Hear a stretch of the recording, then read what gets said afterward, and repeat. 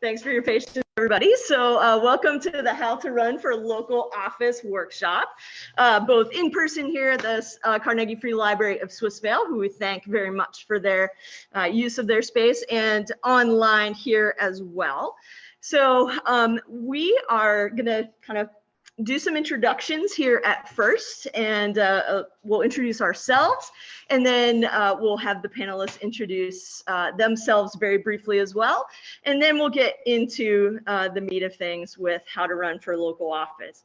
So kind of first of all, the thing that we are part of here running this workshop is the Swissvale Community Action Committee, which is a kind of a group of impassioned citizens who are about connecting Swissvalians to create a more sustainable and equitable Swissvale.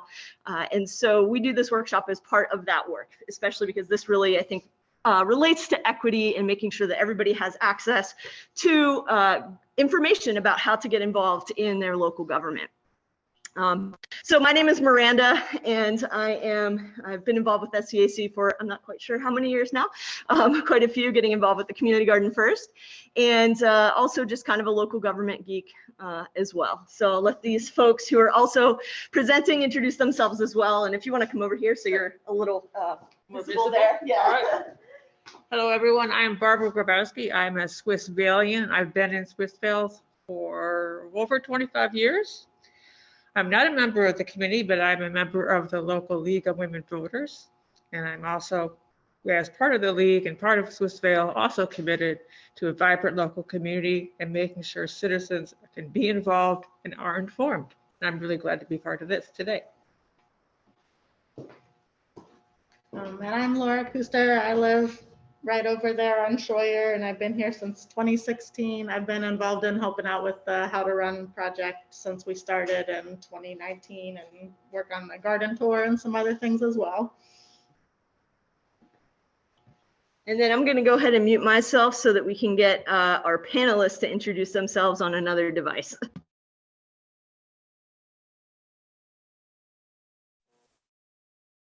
Go. You guys maybe just like start over on the left center. Hi, I'm Abigail Salisbury. I'm on Swissvale Borough Council. I've been on Borough Council for 5 years. I was president for 2, and my current title is Chair of Community Initiatives. I'm Josh Miser. I just completed my first year on Swissvale Borough Council, and I'm a member of the DPW, Fire, and Police committees. Hi, I'm Weldianne Scales. I go by Weldi. I am a council member as well for the Borough of Swissvale. I am currently serving my 4th year as the vice president of Swissvale Borough Council. I am also the founder and the chair of Swissvale Council Diversity, Equity, and Inclusion Committee. And I also serve as the chair of Swissvale Council's Police Committee. Hi, I'm Bill Price. I'm in my 4th year, I guess, of council. I'm the chairman of the Fire Committee, the chairman of the Building Committee to replace the Borough Building, co-chairman of the Police Committee. I work in the Diversity Committee with Weldi and Sean, and probably a half dozen other committees that I don't remember at this point. But I will be 68 in March. And if I were to run for council again, my wife would certainly kill me because of the tremendous time commitment.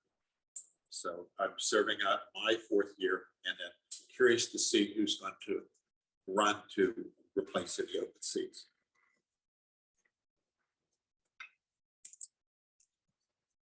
I'm Riley Mahon. I actually live in Upper St. Clair. I ran for school board there in 2019. Currently, I'm the vice chair of the Green Party of Allegheny County. So that's why I'm here to talk about the procedural differences for running for local offices off of major party ballot lines.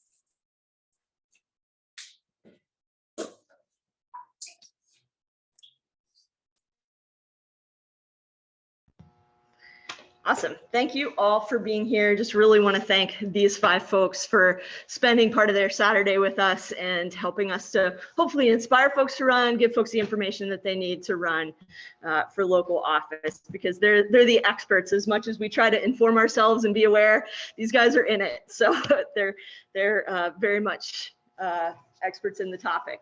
So as far as the agenda and format goes for today, we're going to give an overview of the offices up for election in Swissvale this year. And if you're not local to Swissvale, you'll look to see what's up for election in your areas. But similar things should be up for election in those areas. And we'll run through getting on the ballot, some of the actual procedural things, as Riley mentioned. And then there's a section on campaigning as well, and then a section on resources, both for the positions themselves as well as running. So we'll review those. At various points in time, after each of those sections, what we'll do is we will direct a few questions towards some of our guests here in the room.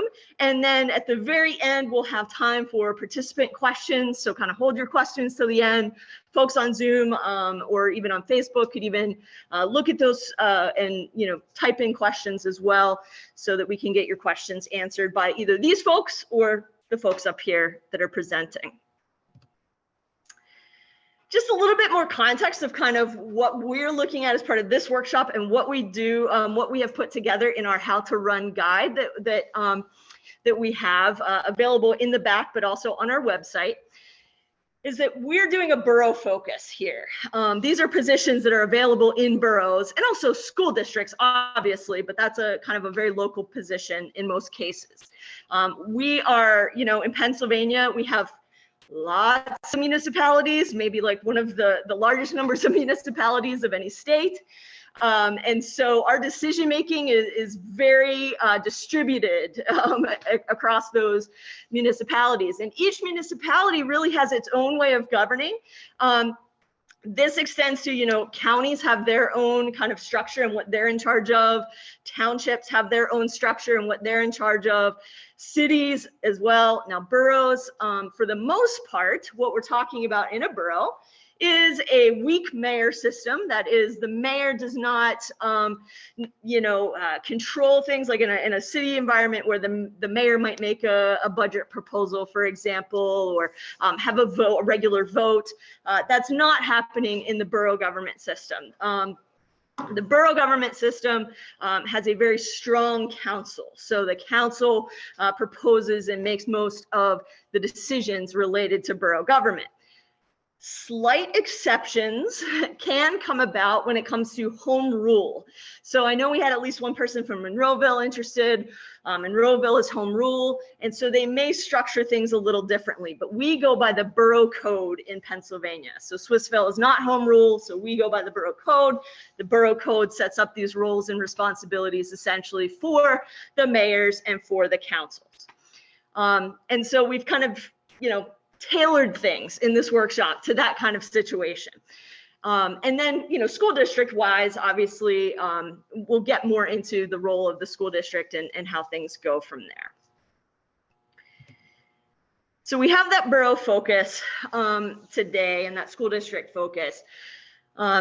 Because honestly, one one of the things that I think probably at least Laura and I, maybe a few other folks in this room, and maybe Barbara too, when we moved into Swissvale, we're kind of politically active people, have an interest in politics. And when we first, started, maybe attending a council meeting or something, I know at least the first time I went to vote, I didn't know any of the names on the ballot. It was hard to get information about who was running at some points in time. And it was also very hard for people unfamiliar with the process to kind of figure out where to start. And, not for everybody, some folks know where to look, but then for some folks, it was just like, what is this massive amount of information and how do I even digest it?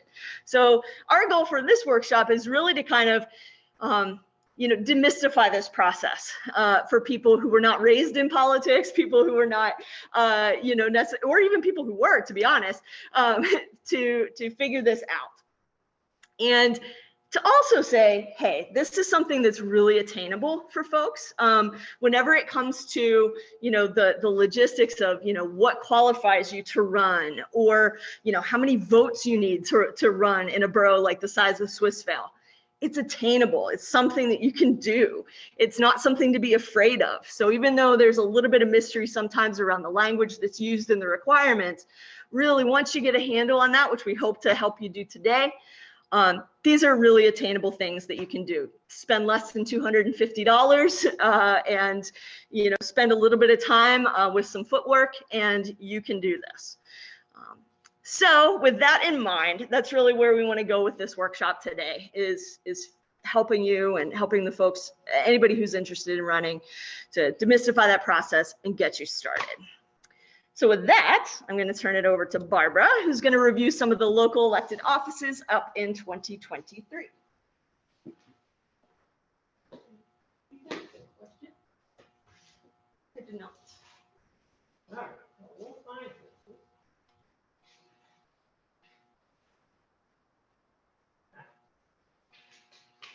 Okay, thank you.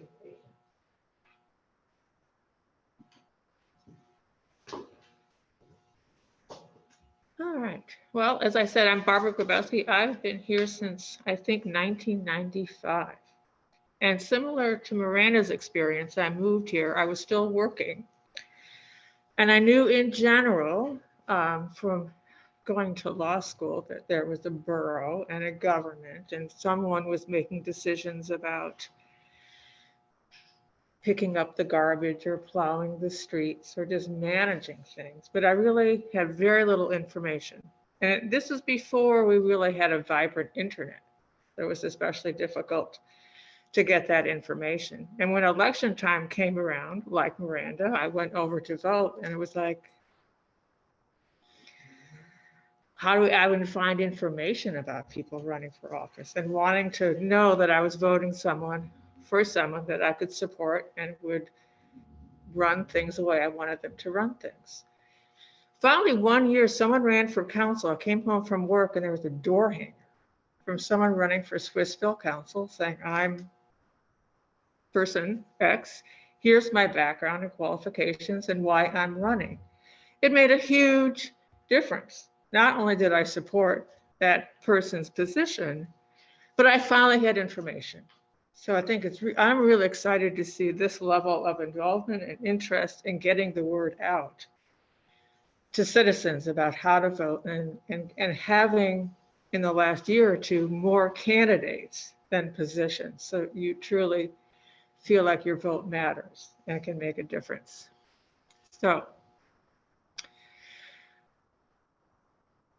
this year, 2023, there are 3 council seats up and 2 school board, and 1 magisterial district judge, which we're not going to cover today, and also at-large county council seats and county executives, which are also we're not going to talk about today.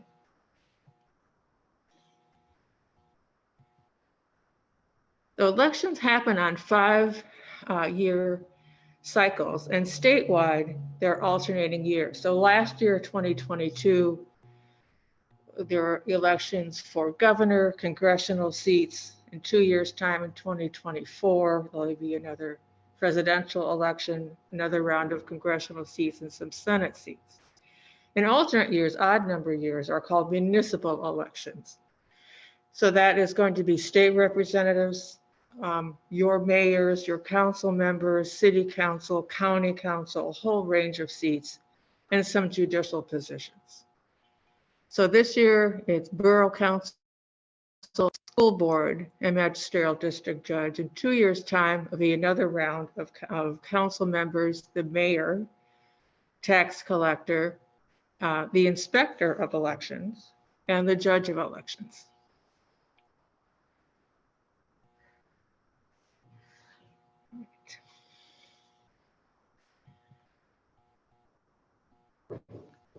The Swissvale Council has 7 members. To be eligible, you have to have lived in Swissvale for a year and be registered to vote in Swissvale. let's see here, and what council members do. You're based, as Miranda said, it's a strong council and a weak mayor, which means basically the council manages and takes care of and is in charge of virtually everything that happens in the borough. You can hire and fire police and fire personnel. You pass ordinances.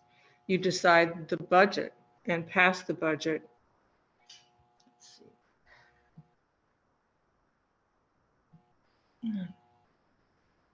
Pardon me. Right.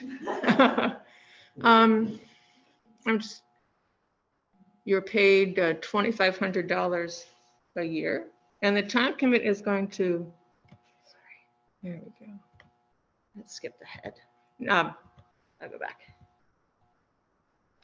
And the time commitment is going to really vary. As a minimum, there's an agenda meeting once a month, and the following week is a council meeting once a month. But in between, as you heard from our panelists, there's a range of committees. And so that committee work is going to take time. And there's all the preparation for those meetings and the work that you decide to accomplish and perform after you have those meetings. So it's going to range depending on what you choose to do and the work that comes before council.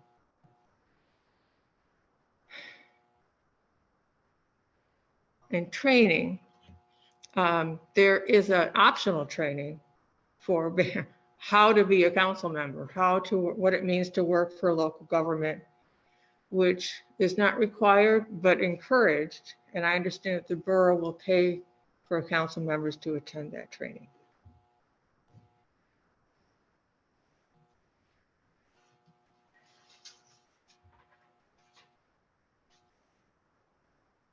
One way I like to think of it is that the council member has you have a fiduciary duty to all citizens of Swissvale to represent and serve the best interests of Swissvale residents. And there are some laws you have to comply with, importantly, the Open Meetings Act. So when you have agenda and council meetings, the public has to know when they're held and have a way to attend them either in person or through some online mechanism. You have to comply with the right to know law, which covers documents, and certain documents, virtually all documents that a government might create are going to be public with a few exceptions. You have to comply with the Pennsylvania and state constitution.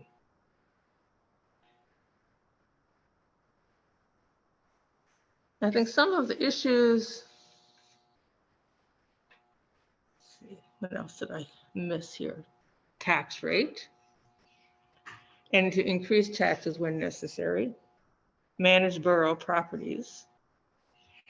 And because, as Miranda said, there's a number of boroughs and small communities throughout Allegheny County cooperate with those other municipalities through cooperative agreements and share resources.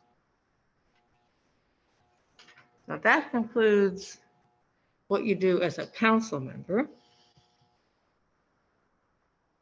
School board. There are 2 school board seats up for this year. In Woodland Hills School District, there are 13 municipalities. Well, I think they might, well, let's say it's Swissvale, Churchill, Wilkins, Chalfont, Turtle Creek, Forest Hills, Braddock, North Braddock, Reddick Hills, East Pittsburgh, Rankin, and Edgewood. It's a large, very large district. And our piece includes Rankin, Braddock, Edgewood, and Swissvale, and that's considered Region 2. To be eligible to run for school board, you have to be 18 years old and have lived in the district for more than a year. You don't have to have a child or family member in the school district. So let's see. What school directors do. Well, public schools go back at least to 1834, when the Pennsylvania legislature created a law that established free public schools that would be governed by school boards. And your duties as a school board member are to comply with state law. So there's comply with the Constitution, federal law such as Title IX, and represent the community. You can employ or hire or fire the superintendent and develop policies, school curriculum, budget, and things like school policing.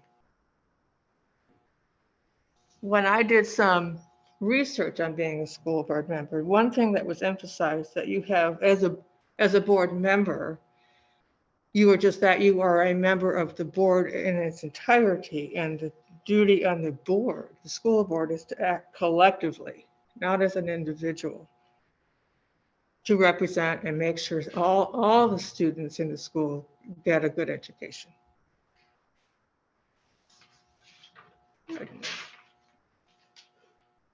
And here in Swissvale, our library is funded by the Woodland Hills School District. All right, so time commitment. At least 2 meetings a month, then they're going to last as long as they last. Like the Borough Council, there'll be committees and the time required to serve on those committees. And the compensation is none. You work for free on the school board.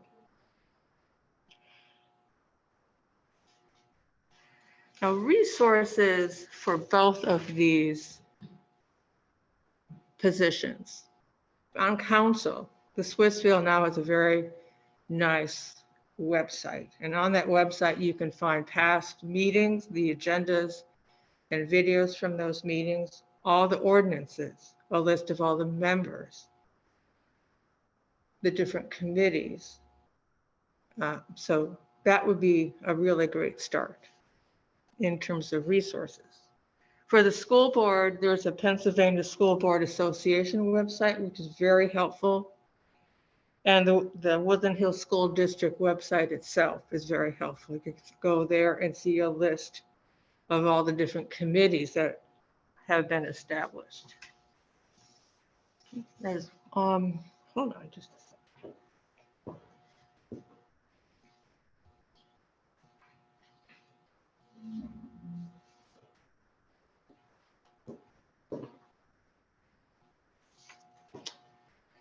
Training is required for a new school board member. And the Pennsylvania School Boards Association has principles for governance and leadership that I recommend you look at. It talks about leading responsibly, acting ethically, planning thoughtfully, evaluating continuously, communicating clearly, advocate earnestly, and govern effectively. Okay. Talked about the Sunshine Act. All right, time for our first questions. My first question goes to Councilwoman Scales. What did you learn about governance and public service while serving on council, and what surprised you? So everybody can hear me. Most importantly, what I learned is representation matters. It matters tremendously in local council, because you truly cannot expect someone who does not come from a similar background, whether that's race, socioeconomic status, disabilities, to truly understand your plight. And when there's representation in government that can make it clearly be known some of the impediments that exist, and where leadership can create a fair playing field for individuals, within those categories, it helps tremendously. And in many respects, it has a quicker sort of impact on the individuals and the community because it's at such a local level. What may have been, shocking a little to me, I guess, is the level of time. So I knew there was going to be a time commitment, essentially, but my fellow council members can attest to this. Many occasions we spent more time in our roles as council members than on our actual jobs. When you truly want to make effective change and you truly want to be impactful in the community, it takes more than just coming to 2 meetings a month. In the background, we are having committee meetings. In the background, we are undergoing seminars and trainings of our own. We're doing independent sort of research.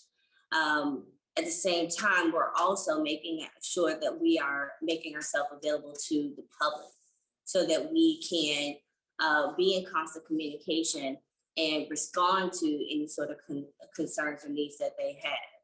But as long as you somehow figure out some type of balance, because it does take some form of balance, it is attainable, and your involvement is necessary. My next question Goes to Councilwoman Salisbury. What skills and experiences did you bring to council that you relied on the most or found most useful? And which skills did you need to develop or learn to carry out those duties? Do the same thing, so that I'm sort of easier to hear. So the thing that I think I brought to council that's been most useful is I like to think that I have an ability to match up people who want to do something with something that needs to be done. So some of the projects that I've done in the community, just taking advantage of opportunities that I saw. I'm a nonprofit attorney is what my normal day job is. So being able to see, Allegheny Goatscape is available to do a project in Swissvale, or Humane Action Pittsburgh is available to do a project in Swissvale. Ecotone Renewables is available to do a project in Swissvale, that kind of thing. I'm in small business mentoring programs because I have my own small business. So I ended up being able to match up some business opportunities in Swissvale and get, some things opened, and that's in different types of programming that we might not otherwise have had. So to me, I think that's probably been the skill that has been the biggest asset working in the community in terms of generating opportunities for the borough. And then the second part was you asked me what did I need to work on most? What did you need to learn? What did I need to learn? So I went to council meetings for a full year before I ran. And so I kind of thought I had the gist of like what was going on council and how council worked. I did not know anything. And so then I went to Local Government Academy, which was mentioned earlier, which is a fantastic resource. When I joined council, they did not pay for you to go to Local Government Academy, so I paid for it myself. And I didn't really understand things like how police were hired, just, a lot of the dynamics of how things happen. And so if back when we used to have a chambers before council fell down, because the building collapsed in 2020, we used to have, there was like a barrier in between where people sat who were watching and where you sit when you're on council. And I would say when you go to the other side of that barrier, things look super different. Things that seemed really obvious when I was on one side weren't obvious on the other side. And people mention things, they talk about, we have to make sure to comply with the Separations Act. And of course, they'll just like throw out random references to laws and things that you're supposed to know. And Act 111 is going to be important here. What's that? So really, there's so much information that you learn on the job as you go that's even beyond what Local Government Academy teaches you. So I would encourage anybody who is thinking about running to do what I did, which is go to meetings. I also try to go to Woodland Hills School Board meetings to try to understand what's going on there, because some of it interacts with what we're doing. But really what I had to learn most of all is just the nuts and bolts stuff of how to make it all work, because there's so many layers to it.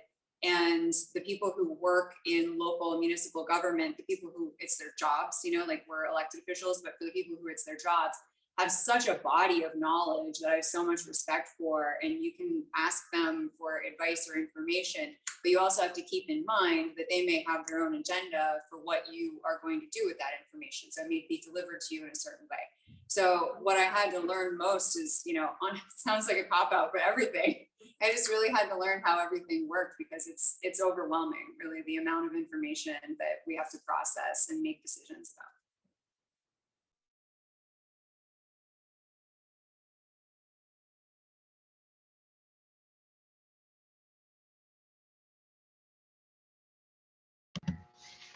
Awesome. Well, thank you, Barbara, and to our panelists answering those questions. So kind of moving in from the what the jobs are that are available into how to get on the ballot.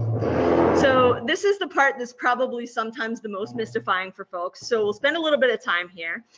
First of all, there are some important dates that you should know. Coming up very soon, mid-February, is the first day to circulate and file what are called nomination petitions. And these are the things for the folks running on the major parties, Democrat or Republican, basically. And then we'll talk more about the other options as well. So that's going to be your first day. The last day to circulate them is March 7th. And then the last day that filed candidates can withdraw is March 22nd. I didn't put this on here, but I do believe March 22nd is probably going to be also the day they draw lots for the ballots, which is kind of a fun thing that is weird, but not important. And then of course our primary election is on May the 16th. The first day for circulating nominating papers is going to be March 8th, and that can go all the way to August 1. That's for people running third party, which Riley can address a little bit, and we'll address in the presentation in a little bit as well. So those are things that are coming up, hot dates. So what's up with these nominating petitions? First of all, you've got to use the county form. You have to pretty much obtain these in person at the county elections office during those suggested or during their posted hours. For picking up those forms, you don't technically need to be the person who's running. Like somebody could go get them for you.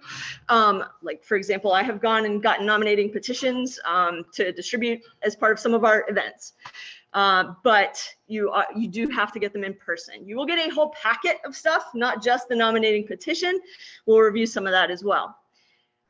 Generally speaking, what you should know is that people who are going out there and collecting the signatures on those nomination petitions, have to be registered voters of the party that you're running as. Okay?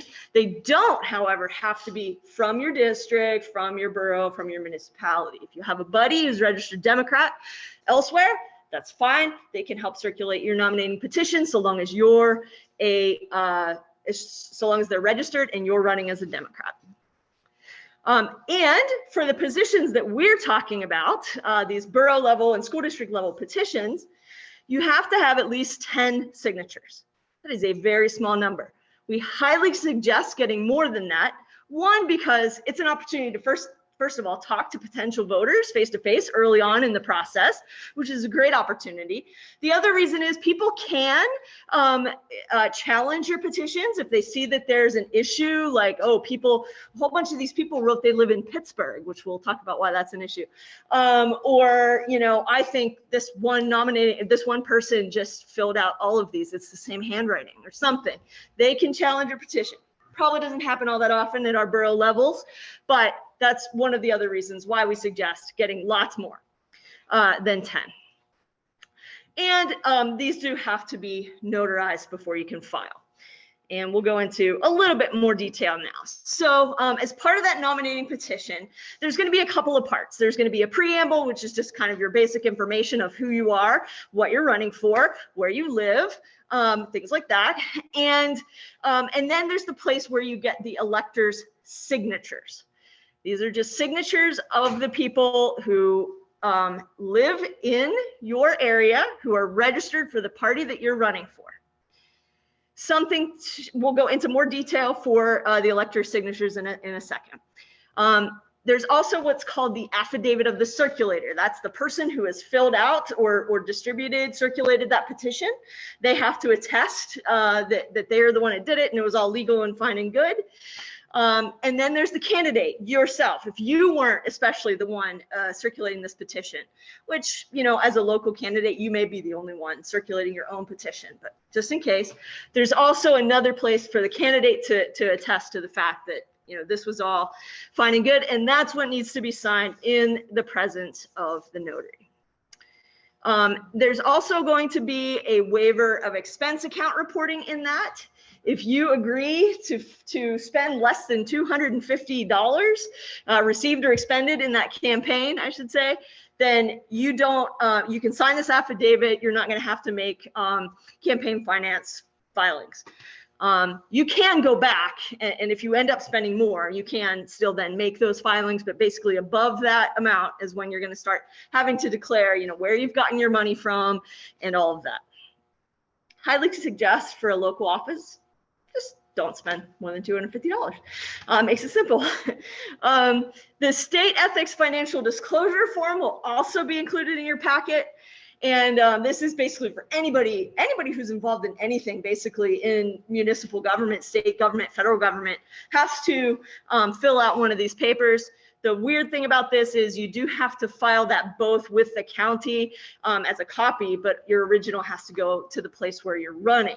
So that's just something if you're running in Swissvale, you're running for council, that goes to the borough office. If you're running for school district, that goes to your school district office as well. So some things to be aware of. So you'll just get this packet. I will say, I mean, you might be tempted to think, oh, I can copy some of these nominating petitions. Like, they're really annoyingly sized. So you really can't copy them, most likely. So if you stop into the office, pick those up and get the number that you're going for. The signatures themselves, some things to be aware of, because this is where some people can get tripped up, and this is where, you know, you could be disqualified based on some things going wrong with the signatures. So first of all, when you get somebody's signature, that is, again, a person who, you know, is a registered voter of your party in the place where you're running. Okay, for Swissvale, that is any place in Swissvale. For Woodland Hills School District, it's for whatever region you're representing. Those folks must list that municipality where they live on that form. So not, you know, we all put Pittsburgh on our mail. Don't let somebody put Pittsburgh in there. It is Swissvale for this municipality. If you're in Woodland Hills School District, obviously they need to write, you know, which community they're actually in, which municipality they're actually in. Don't be tempted to put, allow people to put ditto marks for Swissvale 15218. Can't do that, not allowed. Has to be written out. Has to be legible. Don't want nicknames. It should be how they're registered in the system, in the election system, how they are registered. That's what they should be writing on that form. And then again, must be registered voters of your party in the place where you're running as well. And if you want to, you know, there's such a thing, and we can talk about this maybe a little more too. The county will provide you with a list of voters in your district so that you could concentrate your efforts so that you know who those people are. You're not knocking on every single door.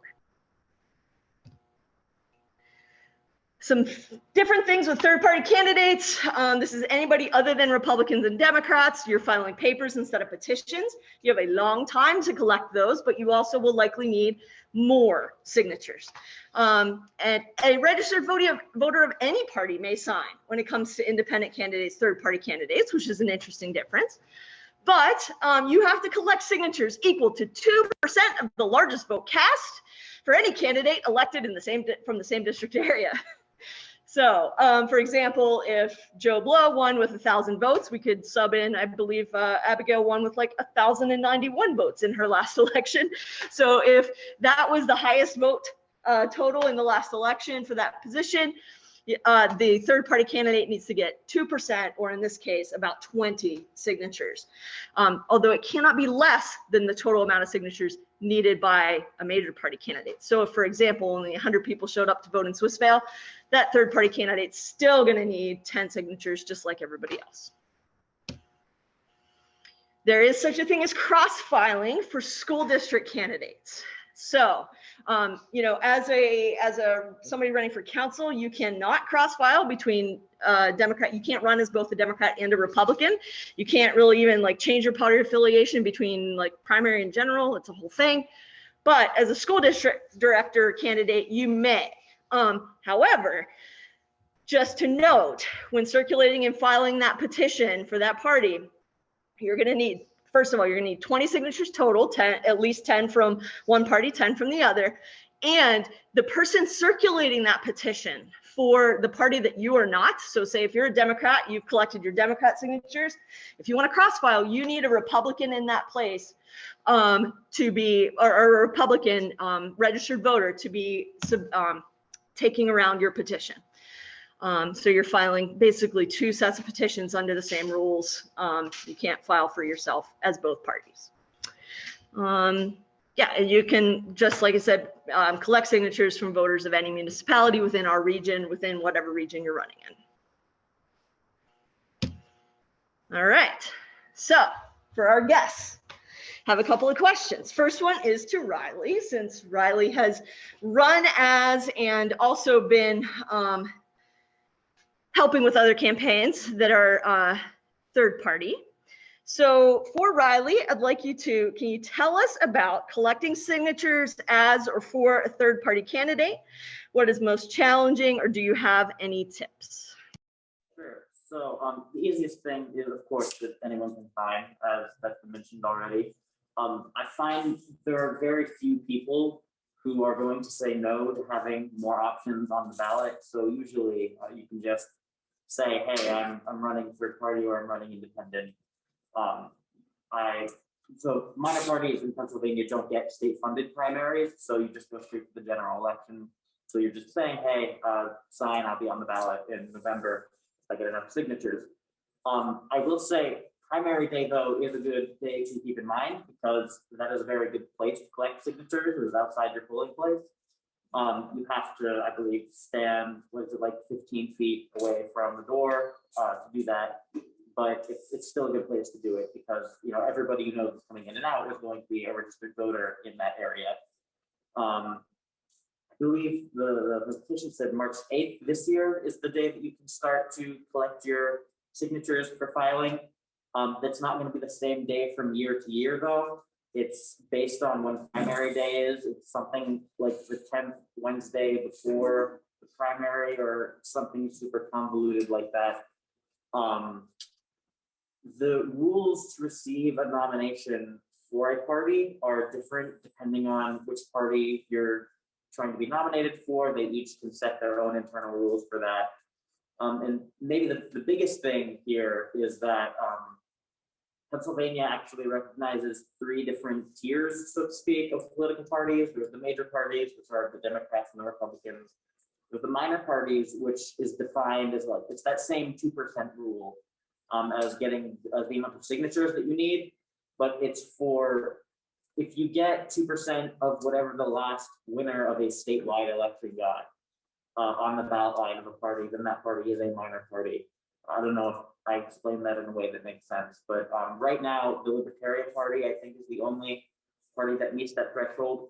So the Libertarian Party would be the only nomination where you're actually getting it on a minor party nomination form. For everyone else, is considered a political body, which is a very similar rules, but it is just a different sheet of paper. I think that is everything I can think of that was not already mentioned. Cool, thank you. Something I do want to mention that I don't think I mentioned, that kind of when Riley was talking, I thought about it. So if you are, say, a registered Democrat in Swissvale, you're trying to, get the signatures of registered Democrats. Those people can sign as many petitions as there are positions available. So I, as a general voter, can sign petitions for council. So you want to keep that in mind when you're asking people to sign your petitions, because you want to make sure to ask them, how many petitions have you signed?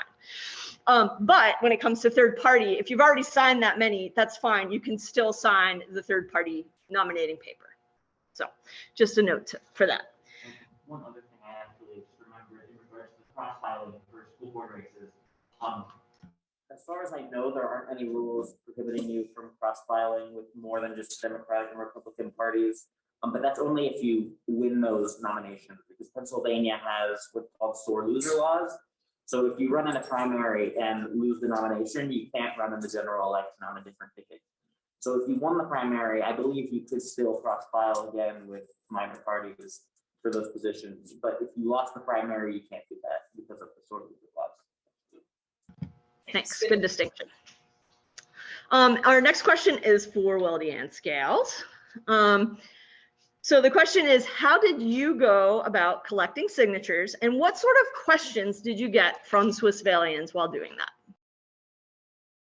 Well, I used all my resources, to be completely honest. It was myself, my family, members of the community. We circulated petitions within Swissvale. And the bulk of the questions from the community, which I am grateful for, is residents really want to know what you were planning to do. They were not willing to just blindly sign your petition just because you asked them to do so. They wanted to know, what are you going to do in terms of the youth? We have a lot of youth in Swissvale, but we really have very little sort of recreational related activities to address their needs. I received from a lot of residents their concerns about transparency. They had a real concern and took issue to decisions and actions that were taking place that impacted them, that they had no knowledge of. They wanted to know in terms of what were your plans to make that happen or improve it. And another aspect definitely was diversity. Swissvale is a very diverse community, and our diversity is actually what makes us stronger. But the problem is there was nothing in place to actually embrace that diversity, be inclusive of that diversity, and empower us all to basically embrace it, to make us stronger as a community. And they want to know what were we going to do about that. And so, the good news is that, hey, those were all issues that I took issue with. And those were areas that were incorporated in my platform that I was able to address. Now, if there were questions that came across that I did not know, I would highly encourage you not to make anything up. Our residents, once again, what I will tell you, are well versed. They are knowledgeable in what is going on in the community. And if they ask you a question, it is because they know what's going on, and they want to know if you know what's going on and if you have a plan of action for it. So the best response would be in that time is, I don't know the answer to that question, but I will follow up, and actually follow up, because they will hold you to that as well. Cool. Thank you. All right, we're going to head into campaigning. Laura.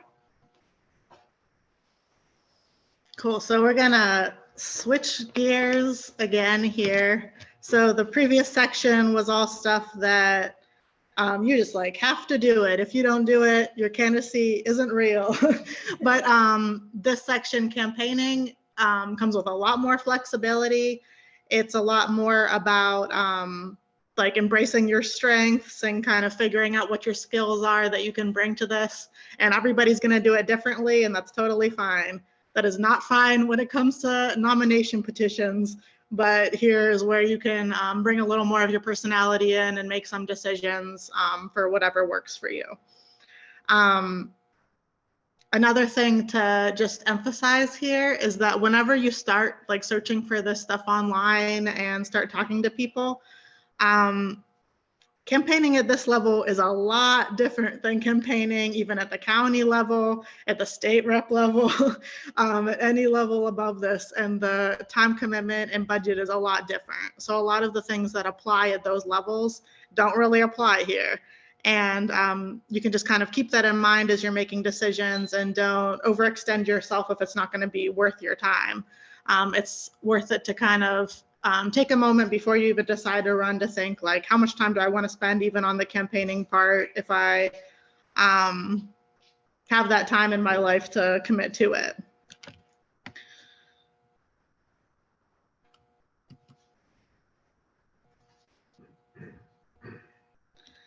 Okay, so for the next few slides here, we're going to show some examples from the last few primary races in Swissvale, and we're going to use council as an example. And the main thing to kind of focus on, I think, in these slides are just the actual like numbers of votes. So whenever I was talking about how it's really different campaigning at this level versus campaigning at the county level or above, these are not that many votes. So we're usually talking about like hundreds rather than thousands. And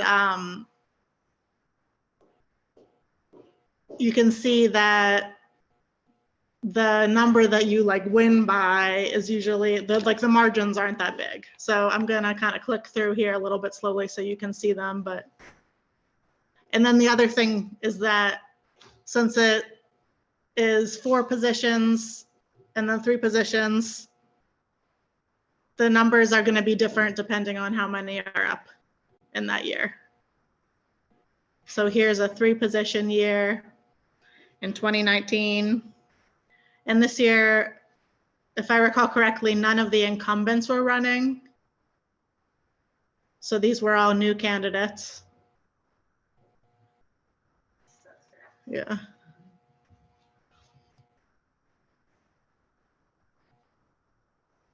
And in 2017, it was mostly incumbents and then a couple of new people.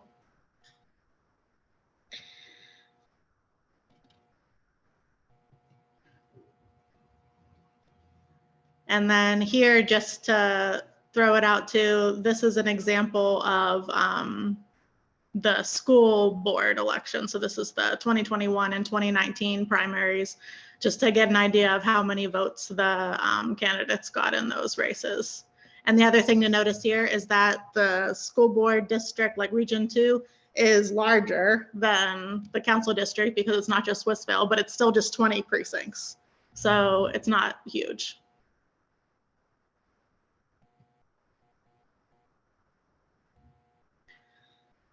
So we'll talk real quick about voter turnout and what that means for candidates. So one thing to note is that even in municipal elections, so these like odd year elections where it's not a presidential and it's not a midterm, our voter turnout is gradually going up in Swissvale, which is just like interesting to note. But it is pretty predictable. Like you can estimate how many voters are going to be turning out and kind of make plans around that and just like have that idea in your mind of how many people you're reaching with your campaign.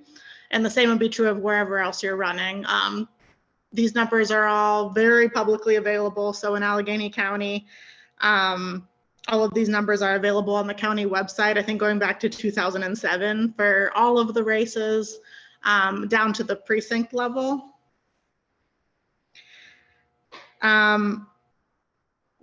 These are the overall numbers for Swissvale, and something to keep in mind is that, so this map here are the 11 voting precincts in Swissvale. The voter turnout number for each precinct can vary greatly. So an example is in the 2022 midterm election, one Swissvale district had a 52% voter turnout and one district had a 22% turnout. So this is in the same election in the same borough, but that's a pretty wide range. So that's just something that you can kind of keep in mind as you're talking to people too. This info is mostly useful if you're trying to be strategic, like if you're spending time trying to be strategic about where in the borough you're spending your time, if you want to dedicate time before the voter registration deadline on any voter registration efforts, which is something that some candidates do and is a way to get your name out there early. And just where you're going door to door. A lot of people kind of split up their time between voting precincts, like no matter where you are, if you're in Swissvale or elsewhere, just because it's like a useful way to narrow it down rather than just saying like, I'm gonna knock on all the doors in Swissvale today. It's not really feasible. But all of these sections are pretty small. Some of them are hillier than others, so you can take that into consideration when you're doing your planning. But judging from the past few municipal elections, the voter turnout for 2023 will likely be at least 1,515, but with the trend of it going up, it will probably be a little bit more than that. But that's about how many votes we're talking about for Swissvale.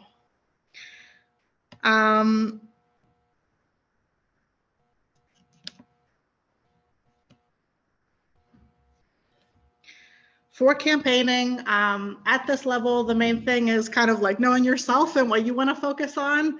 And the way that we would recommend doing that is talking to people as much as you can, knowing the community, whether you've been here for like 25 years or if you've been here for 2 or 3 years. There are a lot of people to talk to and everybody's going to have their own opinions about everything. And you can still have your opinion, but you don't want to make assumptions about what other people think. So you're just going to be a more well-rounded candidate if you have a better idea of what's out there, what people are interested in, what people want to hear about. And as you have these conversations, your own opinions might evolve. They might not evolve. You might still have the same opinions, which is totally fine. But being a little more well-informed and just having like some ideas of what's on the radar is really useful and can prepare you for a lot of the questions like what Weldi was talking about. So some examples of things that might be on people's radar specifically in Swissvale for council are things like the Borough building, as Abigail said, ours fell down and we're going to do one. The Washington Avenue Bridge, which has been closed, public transportation, police staffing and training. Those are some examples of things that might be on people's radar. It's just going to depend on who you're talking to. And in the last page of the How to Run guide, there's a campaign worksheet that can kind of break it down into a little bit like more manageable bite-sized pieces and is a good first step when you're thinking about these things. So like Miranda talked about, getting your petition or nominating papers out there is for a lot of people the first time that you're going to be telling people that you're running. It's like the campaign announcement a lot of the time. And that is where your campaign to have your name be recognized by as many voters as possible usually starts. Because the name of the game here really is name recognition. Like, you don't want the first time anybody sees your name to be on their ballot because that's not setting you up for success. So as many people recognize your name, have seen it written down, have heard it, the better. And that's especially true of these local elections because they might know the other people's names. They might be neighbors with them, but they might not necessarily know where they stand or anything. So if they know that about you, that gives you an advantage. Things that you want to focus on are the things that someone in the office that you're running for has the authority to do anything about. So you don't necessarily want to be running on like a pro-choice platform if that's not something that you have authority to run on. Like, there's no problem if you want to tell people your opinions on things, cool. But you want to make sure that you understand what you're going to have the power to change and that that's clear when you're talking to people. You don't act like you're running for president when you're actually running for borough council, because people want to see like a more realistic frame of mind. And this is somewhere where if you have just like a couple people to help you, you don't need to have like a whole team of volunteers. It's pretty unusual to have like a dozen people spread out. Like some people do and you can, but this is something that can be done with a really small team of people that you trust.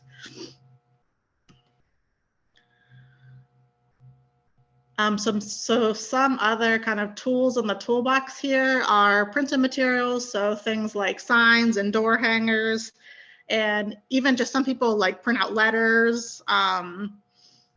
It can be as simple or as like designed as like fits for you or is in your skill set. Some people get help designing these things. Some people design them themselves. If you do have any printed materials, you want to say who paid for it on the material. So if it's like paid for by you, it's like paid for by the candidate in your name. On any of these materials, you want to emphasize again the skills that you're bringing, your main kind of things that you're interested in, your primary issues, and just like a clear, concise story of how you found yourself here. Like, why did you decide to run? Not everybody does it, so you want to be able to explain why you did it. Something that we focus on in the guide, so I'm not going to talk a ton about here, is just the use of Facebook for this kind of campaign. We've seen that be really helpful and a good way of getting your name out there and interacting with people when you can't necessarily be like walking the streets every day, all day. It can be something that you set up and is clear and easy for people to see, and you can update it. You can kind of send out reminders as needed, share out resources as needed. That has kind of increased in relevance over the past few years when it's been more difficult for people to be out in person. At this level, there's not a ton that you have to worry about usually when it comes to endorsements and press, but that's up to you how much you want to seek that out. So for instance, in Swissvale, there's no like organized Republican presence, but there is the Swissvale Democratic Party here, and they do endorsements for council seats.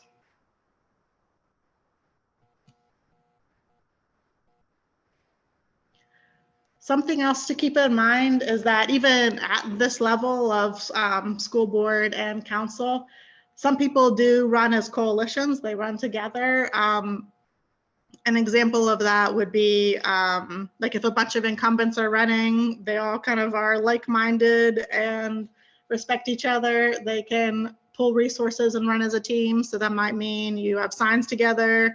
You might have like a meet and greet event together, that kind of thing. Obviously, there's no guarantee that everyone in the coalition will win because you're all running independently still, but it's just something that can kind of make everybody's campaigns stronger because you're able to discuss this together and not as functioning totally individually.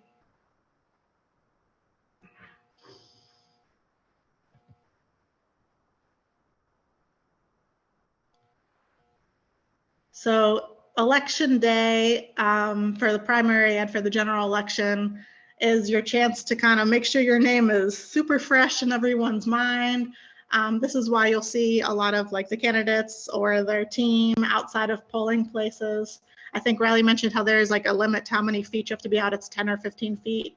But people put signs out in front of polling places because they want their name to be fresh in the voters' minds.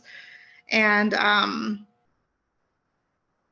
that day is like an opportunity for you to make sure that even if you didn't catch all of the voters before election day, that's your chance to do so.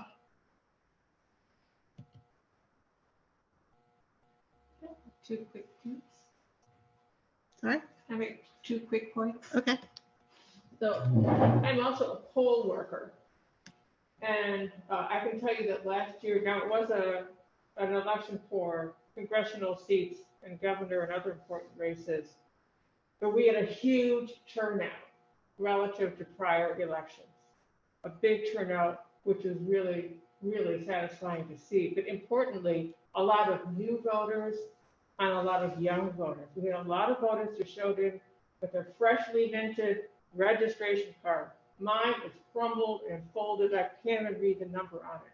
This is like, they just got this and they were there to vote and they were motivated and excited to vote. The downside of municipal elections is traditionally the turnout is much lower. But this is your chance to reach those new young voters and emphasize it's not just important to vote for governor or congressional representative or senator, but their local positions. So I just want to make that quick point. And just in terms of polling, you do have to stay a certain distance outside the polling location. You cannot have any of your poll workers go inside. So just a few quick notes on that. Yeah, like you can't even have like candidate materials on your shirt or anything. Correct. And I know that some people try and like drop off materials, but they're not allowed. If you have to go inside to use the restroom, cover up your campaign sign or whatever, just because the idea is to have inside that polling place, it is neutral. So the voters can make their decision without any pressure or influence, anything like that. Okay, we'll get into a few questions here. The first one's for you, Josh. Can you describe your campaign strategy, especially any use of data? Sure. Yeah, so, for me, I had kind of a unique situation because I moved to Swissvale in 2017. So I did not have a lot of name recognition in the borough. So my main strategy was get my name out there so people knew who I was, knew I was on the ballot. And one of the ways I used data to do that, and Laura kind of hinted on it, is one of the first things I did is took all 11 precincts of Swissvale and sorted them by voter turnout in the past elections, and then averaged that to get average voter turnout per precinct, and focused my efforts in those precincts where voters were most likely to show up. And as they mentioned, there's a couple districts in Swissvale that consistently hit 50+%, and then there's several that are often 20 or sometimes even below. And it's difficult sometimes when you look at data because you don't want to discount certain precincts because, oh, well, nobody's going to show up anyway, because you want to be inclusive. But the reality of elections is you need a certain number of votes to win that election. So that was one thing I did. And actually, funny enough, if you look at the results of the primary election where I made it onto the general, in those 3 districts where the highest turnout was, I performed very well. I won one of those districts. In the majority of the other districts, I would not have even been elected. But because so much of the turnout was in those 3 districts, it was enough to get me elected. So name recognition is huge. I use door hangers, signs, other things to get my information out there.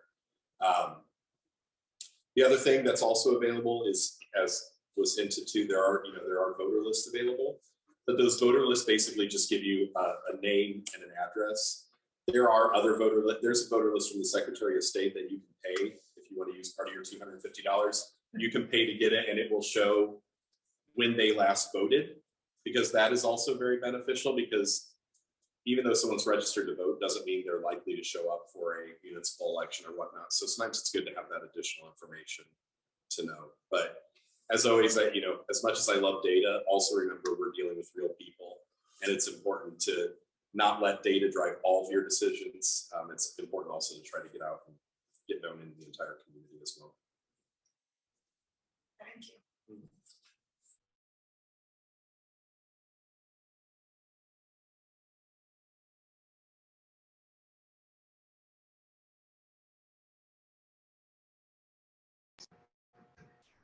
Did that work? Okay. So the next question is for you. Can you tell us a little bit about your campaign and how much time you spent campaigning? Well, what I did, first of all, I wanted to stay. By the way, I may sound nasal today. I have my nose all this week. So, the first thing that I did was I wanted to make sure that I stayed under the campaign reporting. And I figured I want to get some basic signs to let my friends and neighbors know that I was running. So I first called Chromalix Printing because I wanted to try to keep the business local. But unfortunately, the cheapest sign package that they had was something like $500. And so I went online and I found a vendor where I could get 40, 50 signs for under the $250 limit online. And I went out and I stuck signs in the grass. And then I went home and I watched TV, basically, because although I'm not originally from Allegheny County, I was born and raised in Lawrence County, in a very rural area called Wilmington. And I didn't go to high school here, and I have no cousins and aunts and everything that live around here. But I started a business here in 1981, and we bought our first house here in 1982. And so my entire adult life, I've run a little business on Noble Street. And the nature of my practice is that local community people come to me with problems, and I do my best to help them. And I'm a great believer in karma, and I really try to treat people fairly. And Swissvale is the kind of town where you don't really realize it, but that person you might argue with in Giant Eagle is some neighbor's second cousin or something. You know, everybody is tied together, and you could be here for 50 years and still not see all the ties. When I ran for election, I just got my name out on the little signs, but I did not go to a single house. I did not do door hangers or anything like that. I am active on Facebook. I like to post historical information about the town.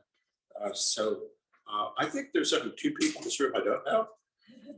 So for better or worse, people know, most people know what they're getting with me.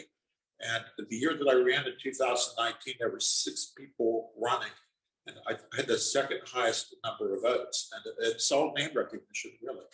So what I did would not be maybe the correct model for, say, Josh, because Josh is not from this town, you know, and you have to get your name out there to the public. But I had the advantage of having I've been working in business here for 7 years.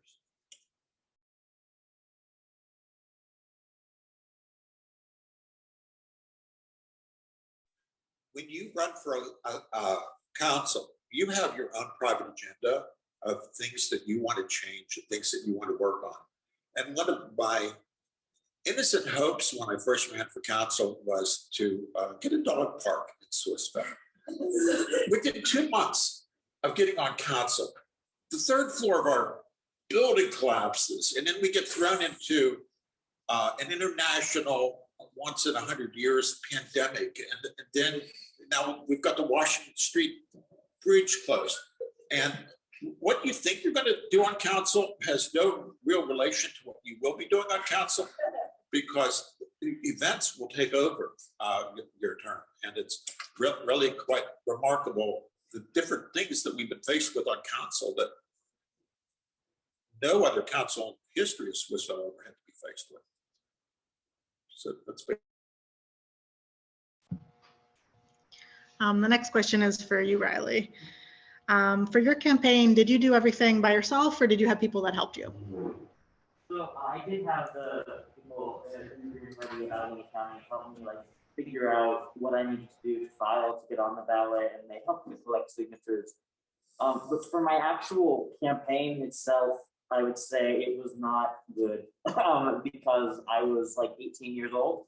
I was still in high school when I ran for school board. That was kind of the whole gimmick, so to speak, of my candidacy was I thought school started too early. It starts at 7:30. I think it should start at 8:30. So that was the whole thing. So really all I did was, aside from going door to door to collect signatures and showing up at community day to collect signatures, pretty much all I did was just tell my teachers, hey, I'm running for school board. That got me some interesting looks, but they seemed happy that I was doing it, I guess, that I was being engaged. I told my friends to, hey, tell your parents that I'm running and tell them to vote for me. The only other thing I did was that the Green Party, they had ran a candidate for state representative the previous year, and he had these little squares that just had his face, his name, his slogan, and then on the back it was his key policy points. So we took that template and we printed out maybe 100 of those little sheets with just my face and my name and my policies on it. And I stood outside of my polling place for the full 13 hours that it was open, and just handed those out to people and told them I was running. That was pretty much the entirety of my campaign.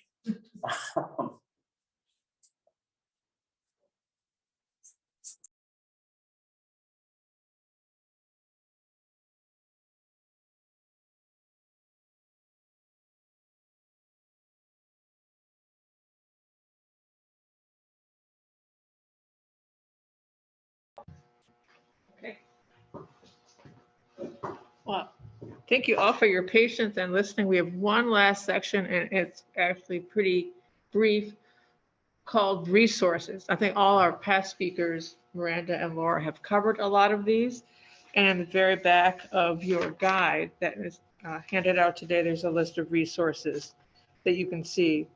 The Allegheny County Elections Division is something you really want to make sure you look at. It will give you all the information you need for what you need to do to run.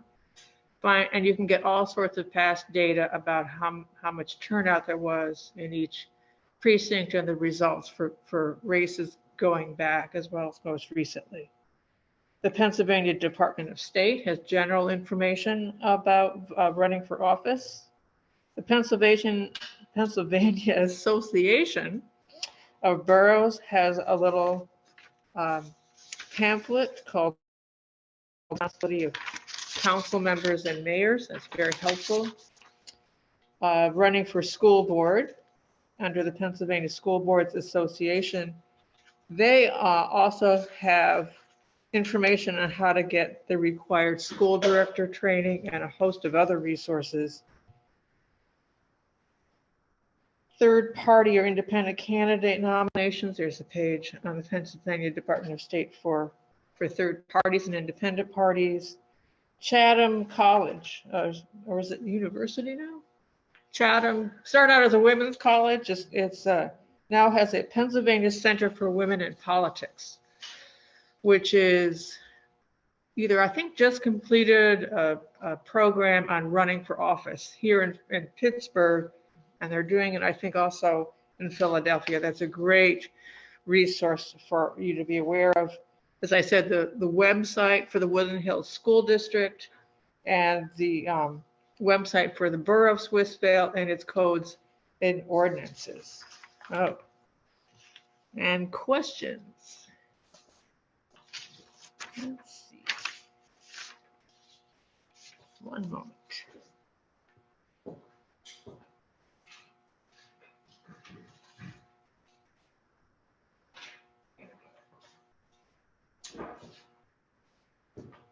So this is a question for Bill, Josh, and Abigail. What resources did you find the most useful during your campaign or while serving on Borough Council? I'll start. I'll say this was one of the best resources. This course or this that's put on by SCAC.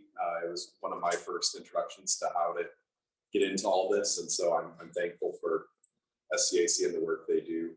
Also, for me, at least, I chose to run because Bethany Howard, who is a council person in Allegheny County, was putting a lot on social media, encouraging people to get out and run who were passionate. And I reached out to her and connected with her. And then she ended up helping me distribute campaign materials and things along those lines. So there's also other organizations called Run for Something and other things that you can link up with that were helpful. You want to go? I would say the resource that was most instrumental in my getting elected was I contacted the county and got the county voter file. It is massive and it crashed my laptop, so I had to go to a more powerful desktop.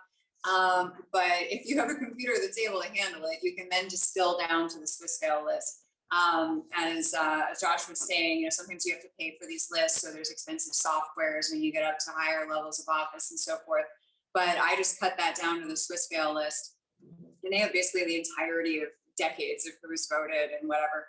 And so I found who voted in the last 3 municipal elections, and I went to everyone's house. It was about 770 people. Some of them lived in the high rise so that I couldn't get in there.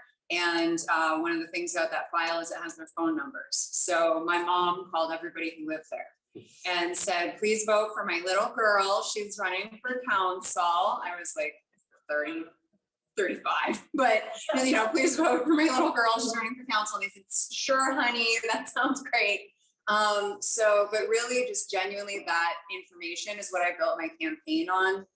I got, I think 1,000 door hangers and like 25 signs or something for my $249 and just went to people's doors. And, you know, now I'm used to canvassing. So to me, that number of doors sounded just insane. Like I couldn't imagine going to 700 people's houses or something, but to me, I could knock that out in 2 weekends. Like that you just get used to it.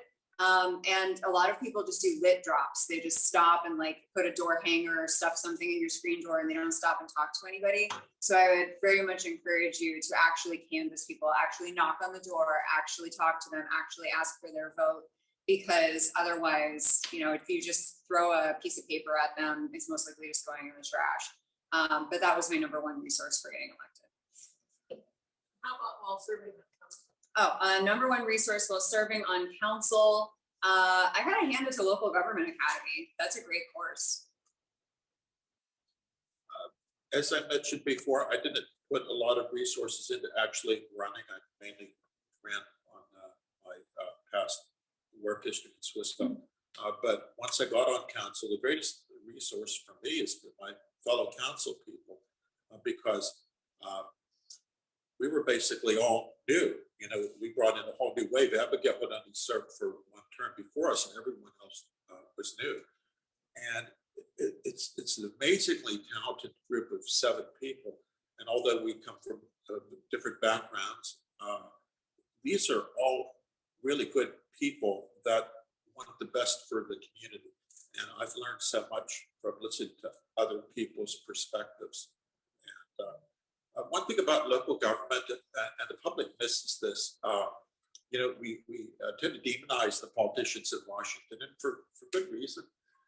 But people that run for school boards or borough council, I didn't even know when I ran that I was going to get $2,500 a year, a stipend towards my expenses. I didn't know that that existed, because I didn't run for $2,500 a year. You know, the people that are serving in local government are people that really care passionately about their community. You know, they're not people to demonize it, and because you know we're all proactive people that want to change things and make them better. But like I said, we've been really blessed these last few years with this present council. Most of our decisions end up being unanimous, even though we may have a lot of internal arguing back and forth on details. But it's a good group.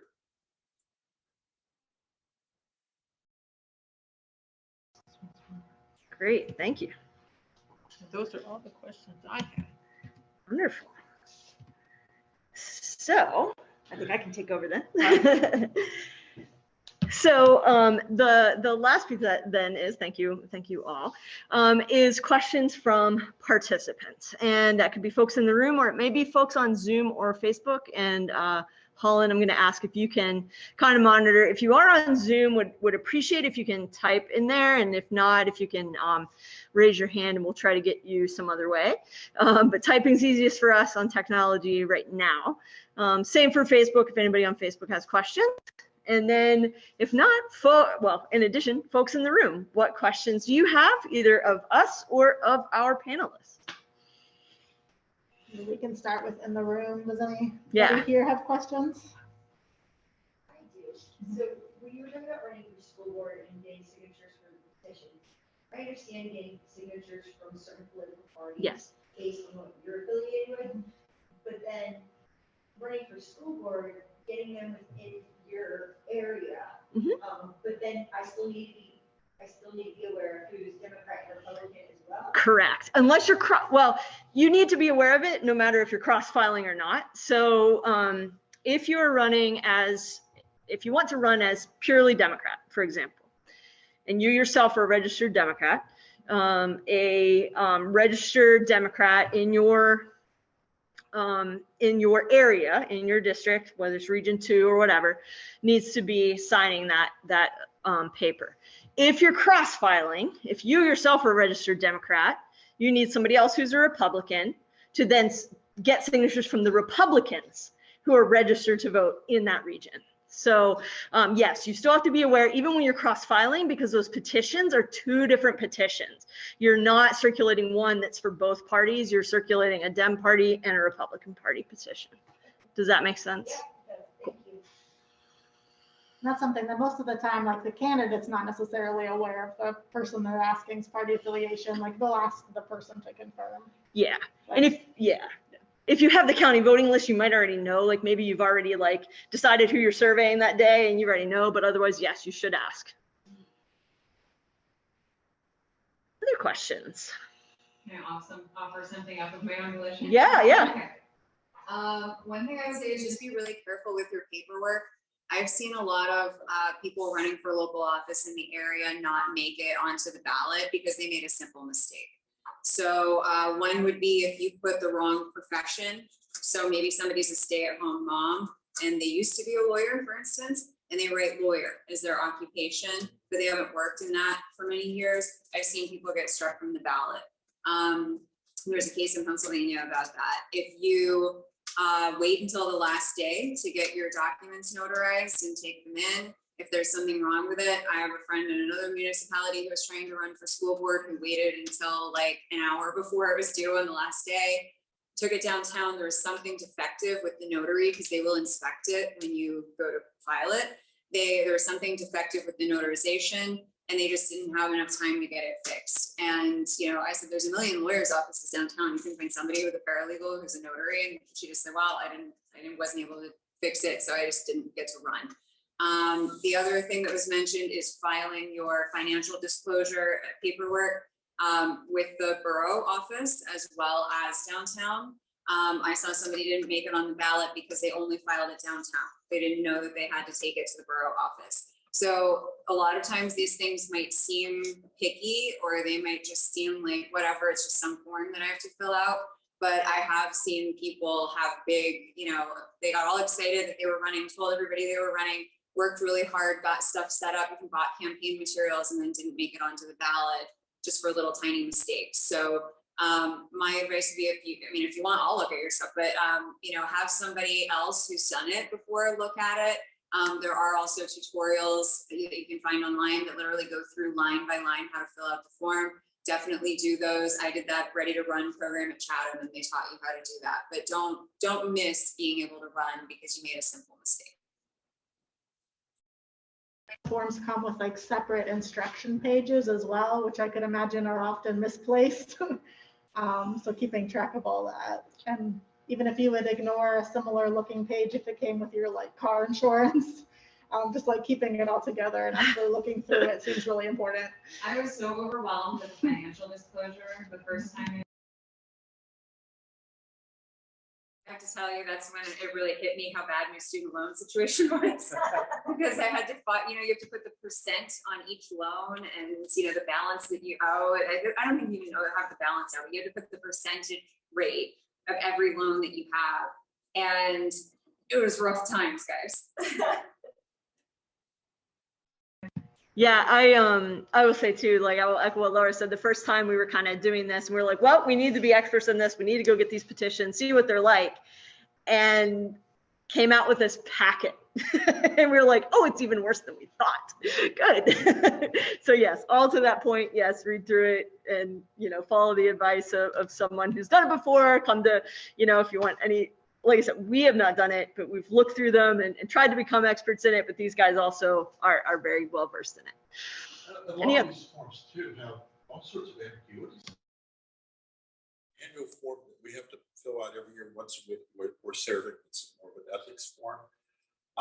And that doesn't give you appropriate space to write in answers. You know, it's just like, geez, can't they hire a consultant to sit down for 1 hour and make a sensible form?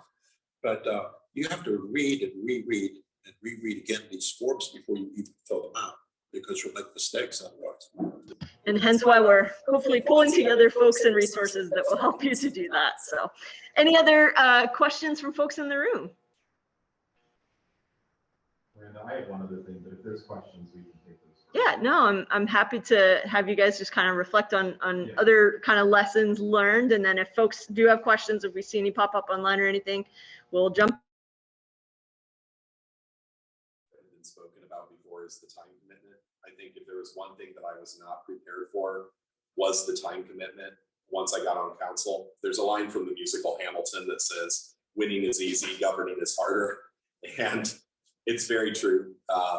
When I first got into this, I thought, okay, I'm going to go to a couple meetings, answer a couple emails, and then I'll pay attention to my normal day job and everything. And it really, if you allow it to, it can take over your entire life. And so don't allow, and that's what I was going to say. Be prepared. You know, I'm a year in now, and I'm just trying to find the balance, because you have to balance your personal life, your family, whatever that may be, your job that you may already hold, and then council. And all three are extremely important, but you have to find that balance. And so, you know, if there's one thing I would say is just be prepared to find that balance. And it may take you a year like it did, and you may feel completely overwhelmed for a while, but you'll find it. I never did. I never found it. I don't have healthy boundaries.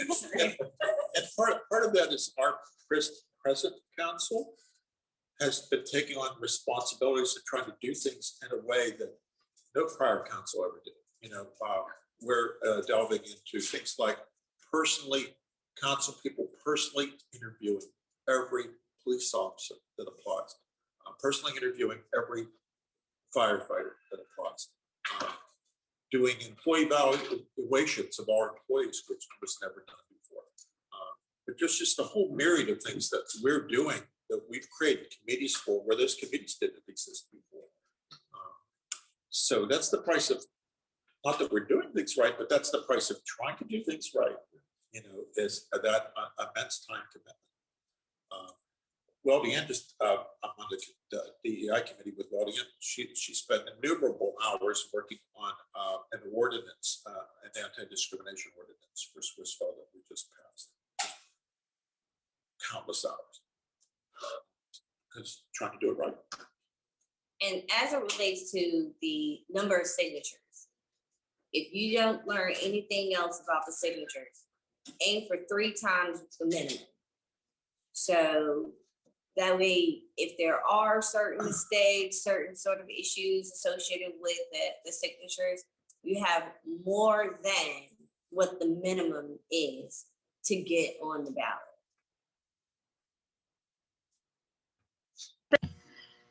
Great, thank you all. I take it we don't have any online questions over there, Holland? Okay, very good. So thank you all for coming along for this ride today. I hope these things about the amount of time you can spend don't discourage you from running. I think all of these folks would agree we need good folks to run. It is, I'm sorry? Oh, sorry, go ahead, Weldi, go ahead. No, please definitely finish your encouragement for folks to run. Okay. But if you could, Yes. I definitely want you to shine a light on the whole, when you encourage people to register to vote online. Yeah. What the negative connotation is in terms of government. Oh, maybe I'll have you talk about that. Maybe you should talk about that now. Go ahead and talk about that before I finish. That was one of my was when you get a question from someone that it's critical of government, thinks government officials are all corrupt. How do you respond? Yeah, so I'm highly encouraging our moderators here to ask that question, because factually and truthfully speaking, that is how the public feels. When I'm out here encouraging folks to register to vote or encouraging them to run for office, that is the response. They either do not want to register, they do not want to vote, or they do not want to run for office because our leadership has failed them. They have failed them in a way that they have lied to them, they have deceived them, they have taken their concerns and basically not actually address them. And I want to say that your concerns are valid. That has happened. It is continually to happen. But what my response is to you is, once again, representation matters. And in those moments when I get those responses, what I like to do is just share my own personal experience. One being the journey that I had to get to where I am now. I wasn't always married. I wasn't always an attorney. I didn't always have a nice career, and I didn't always own a home of my own. I was a single mother, and I was receiving resources and support from government assistance. Once I did get into law school, once I did become a lawyer, I would hear the awful responses from taxpayers that those who live on government assistance will never become anything. That the only thing they want to do is use and abuse the system, and they're not actually using those resources to become better or become contributing members of society. And so my response at that time would be, well, I was on government assistance. I received government housing. I received government voucher programs for daycare for my daughter. And look at me now. I am a contributing member to society. And I'm also encouraging others to join along with me. So we cannot cast out or throw out the whole system and everybody in it, because then you're going to throw out the good crop that are truly out here trying to do something. And then my responses to you is, I do encourage you to run, but not everybody wants to be in the forefront. And I get that. But then support those who are running, and then support those who are in office as well, because everyone is needed in order to create the reflective democracy and leadership that we want to see to take place in our communities. So I'm so sorry, but I was so happy that you had that question, because that's a reality and it's factual. And to ignore it and not actually say, hey, this is real, this is happening, how do we address it? Is, in my opinion, it would be not me and not authentic. Thank you. Yeah, thank you. Yeah, those are excellent points, and something too that yes, like we certainly obviously encourage folks to run, and to Weldi's point, supporting those that either are in office or who are interested in running. To that end, we traditionally have in the past done a few other electoral related events. We do not have them scheduled at this time, and it's very likely we will do them. One of those is kind of a mixer early on here in the campaign cycle. We've done virtually and we've done in person. We haven't quite made the decision on what direction we're going this year. But that mixer is essentially a place for potential candidates to meet potential supporters in that initial stage of the campaign. To have those folks, maybe share a few of their ideas, not, this is not, a forum per se, but just a place where they might share some ideas of what they're interested in running on. And folks in the room, virtually or not, that are interested in those same issues can say, hey, I can, support you, and I can help you, with petitions, or, hey, if you get in office, I can help with this, whatever it might be. And then we do also traditionally have a forum, a candidate forum, directly before the primary and the weeks before the primary, where we get the candidates for these offices to actually do more of a question answer. We ask the questions, they answer, not so much a debate, but just a forum about the issues. So we haven't made final decisions on what that's going to look like this year, but do look for that in the future as well. Riley, go for it. Yeah, I just wanted to say one other thing too in regards to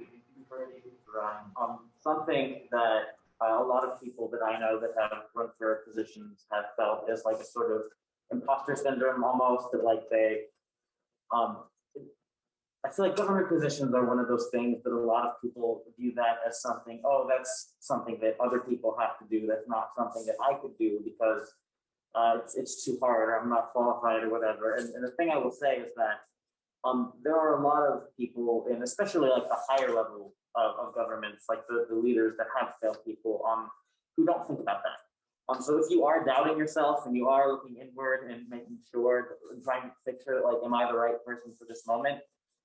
That's a pretty good sign that you might be, that if you're being that introspective about it. So I would say if that's like a thing that's holding you back, don't let that be the thing that holds you back.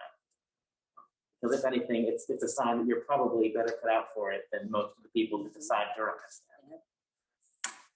That's an excellent point. And I feel like a great point to run on. It's your time. So, but thank you all. Thank you for those of you who are attending here and virtually, as well as thank you once again to these folks at the front of the room, the experts here on running for office, as well as thank you to the Carnegie Free Library of Swissvale for allowing us to use this wonderful space for this event and for many of their partnerships with us over the years. And we do, have about 14 minutes or so before our technical ending time. I hope you'll use this time. If you didn't want to ask a question out loud, or you see somebody you really want to ask a specific question of, please feel free to, mingle in this room and get to know folks and make some connections with folks here today. So thanks again, everybody. Any final words from you two over here?